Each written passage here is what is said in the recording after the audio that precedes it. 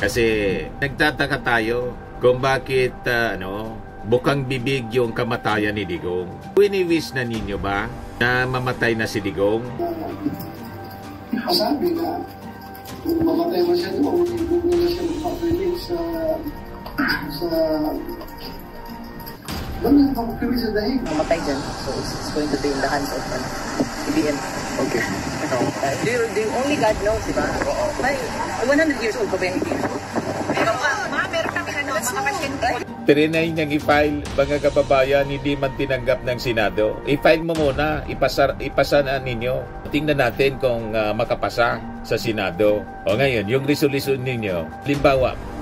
Si Atty. Harry Roque ayaw umuwi sa Pilipinas kasi wala daw hustisya dito. Di ba? Dami niya, Pero gusto niya pa uwi si dating Pangulong Duterte dito kasi nagpapagang mga balita at pagtalakay sa mga isyu na lipungan. Bulsa! Opinyon, banat at paglalantad sa katotohanan. Bulsa! What you see is what you get. You decide. Dito muna din tayo sa ating joke time portion. Padala po ni Marlon Marquez, taga Cabanatuan City. Sa isang klinika, pumasok yung nurse. Tinanong yung doktor, sabi ng nurse, "Dok, asa na yung pasyente natin?" Sagot ng doktor po, "Pinauwi ko na niya." Sabi ng nurse, "Bakit po pinauwi ninyo?" Sagot ng doktor, "Pinauwi ko na niya kasi sabi niya, masama daw yung kanyang pakiramdam. Kaya sabi ko, umuwi ka na."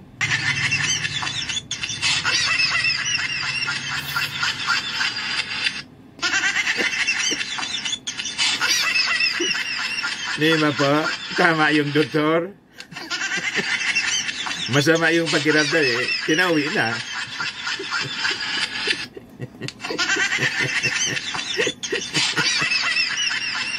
Nakakalimutan siguro ng doktor na doktor siya. Kaya nga pumunta sa clinic niya kasi masama yung pakiramdam. Ang akala nasa opisina na pag masama ang pakiramdam, pinapauwi na lang, mga kababayan.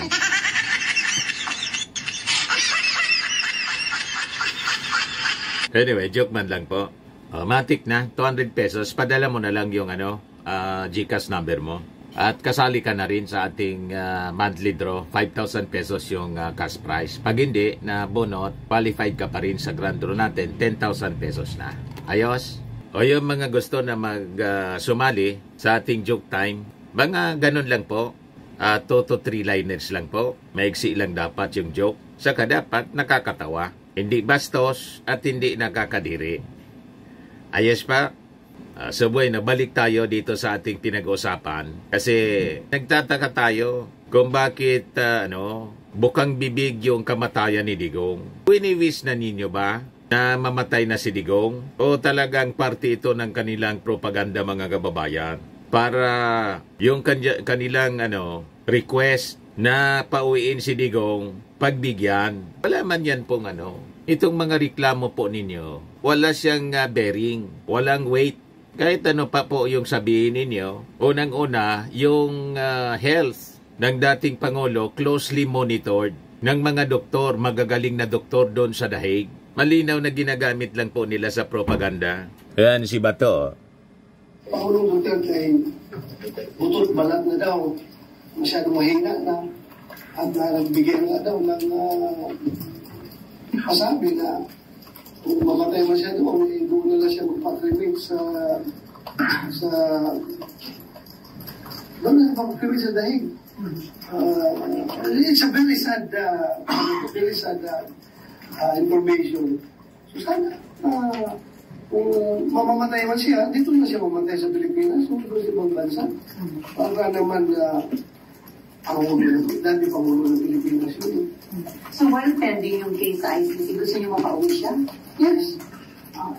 Yung mga Hindi naman dismissal lang case yung hinihingi natin. Immediate repatriation of former President Duterte to the Philippines.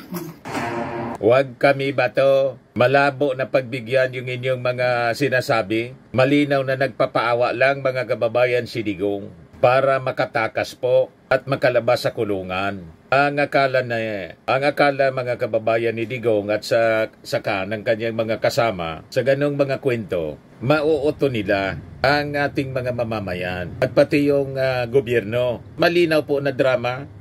Pakinggan ninyo si Anilet. Kumusta health ni PRD Han? Siyempre, walang expect mo na kaya dapat dalian na nila file. Unless gusto nilang mamatay dyan, so it's going to be in the hands of PBM. Okay. Do only God knows, di ba?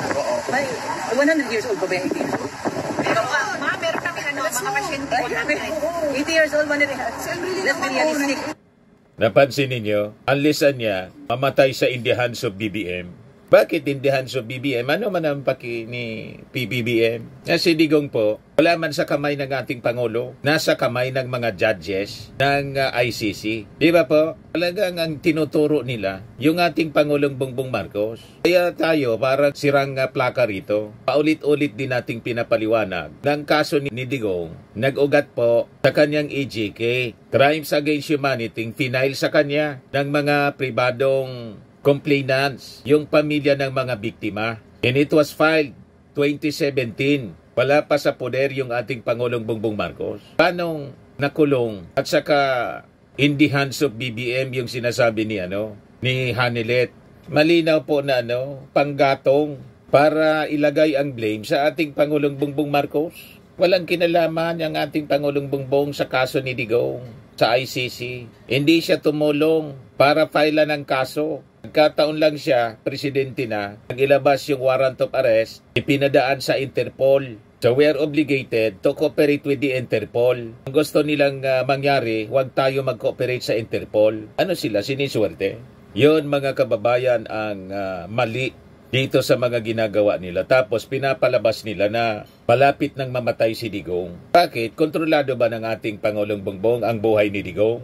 Kung kailan siya mamamatay? Walang kinalaman mga kababayan sa kanyang buhay at kamatayan. Ang ating Pangulong Bongbong Marcos.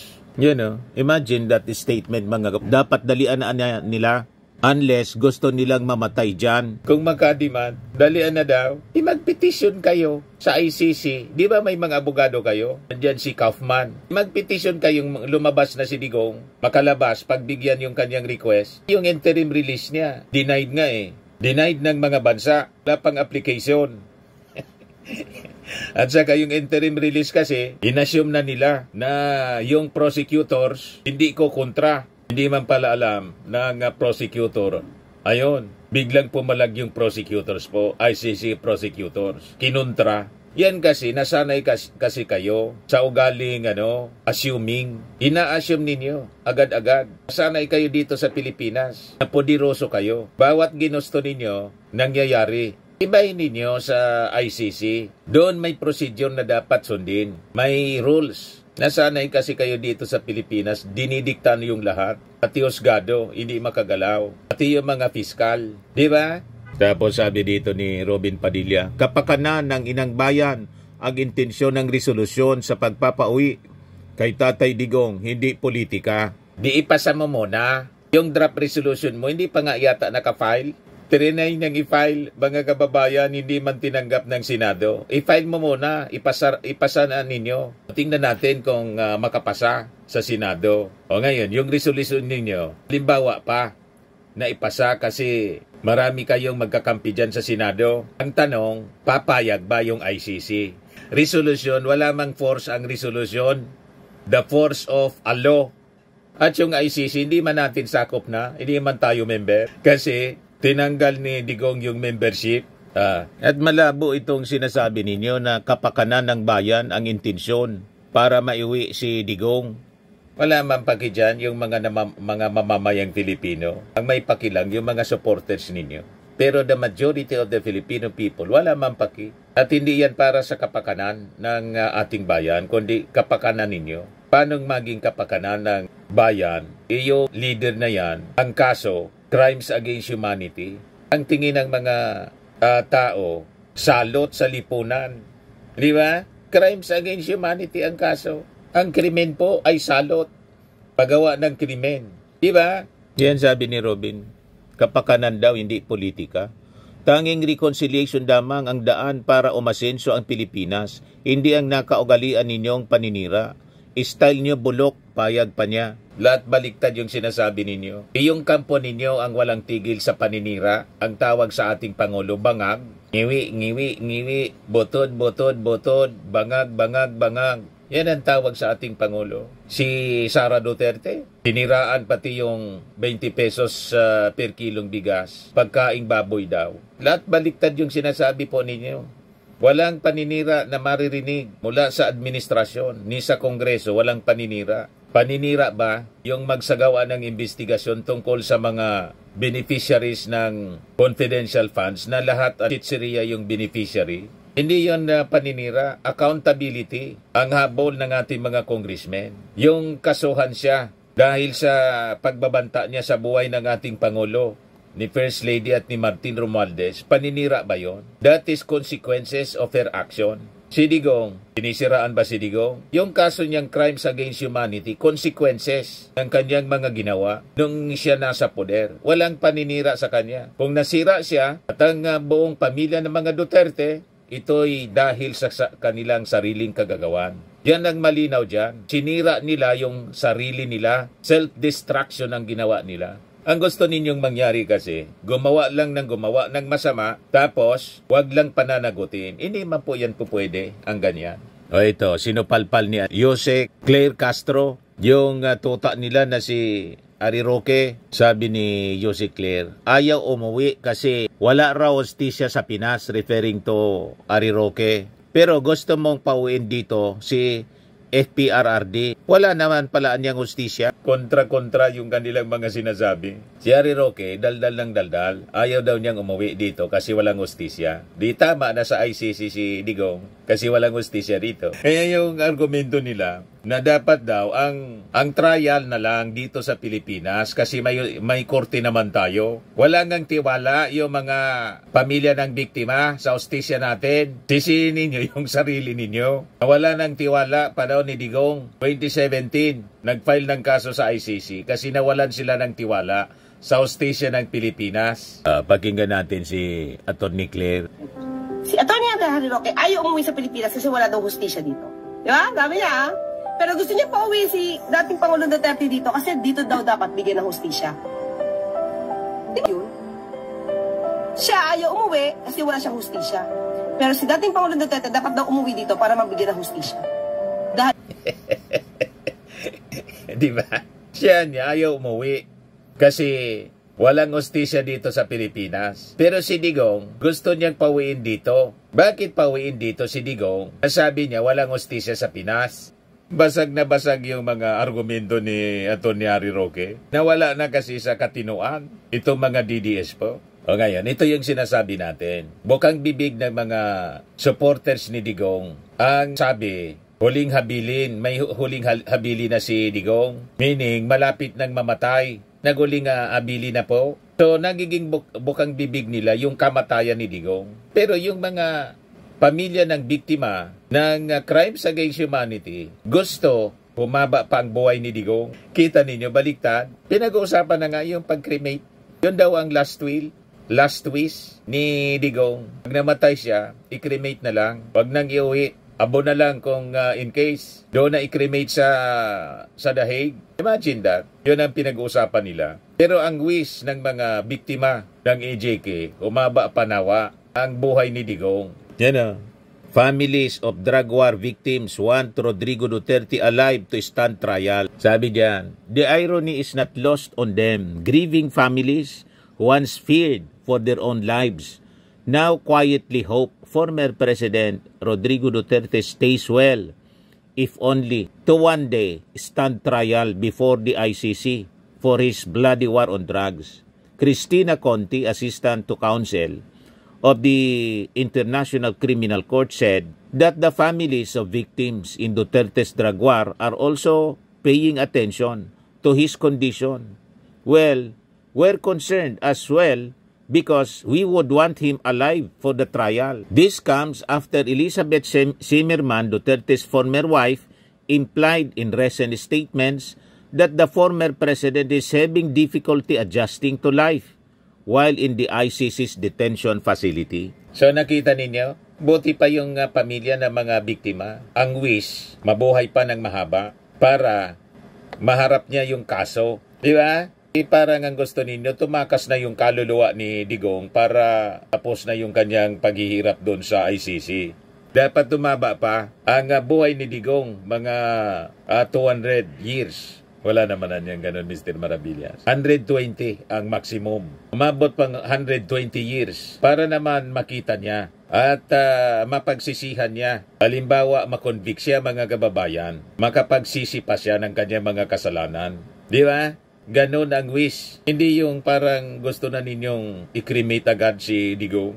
Baliktad yung pag-iisip ninyo. Pero tama yung ating tama yung ating analysis. Ginagamit nila ito na issue at itong huling habilin para magpaawa po. Pagbigyan yung request na interim release. Wala nang kukontra kasi mahina na si Digong. Yan ang ibig sabihin nila dito sa mga pinalalabas nilang mga naratibo. Tama po ang reading natin. Po, Firmax Firming and Lifting Cream, pinapahid po sa mga pulses in affected area. Mainam po sa paninigas ng mga kaso-kasuan.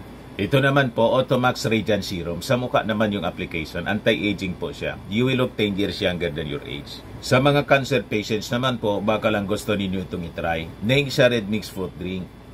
Hindi mo po siya gamot, food supplement siya. Kaya lang, gawa siya mga kababayan sa goji berry. Yung goji berry, may anti-cancer properties. O ngayon, yung mga inquiries ninyo, dumiritso na lang kayo sa aming messenger sa Facebook para masagot namin agad. Ayos pa? Ayos na ayosan niya, Mr. Maravilla. But anyway, ito po pala yung aming bagong product na binibenta online. I am worldwide amazing pure organic barley powdered drink mix from Australia. Negosyo to ng aking anak na architect entrepreneur Riz Maravillas. Ayan po. Kontakin na lang po ninyo siya, Riz Maravillas on Facebook. Ang mga health benefits niya, boost immunity, improves digestion, enhance energy levels, packed with antioxidants, prevent cancer.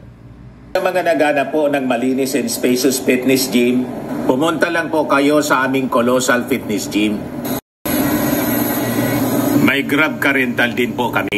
Ito naman po yung bago naming product na binibenta online.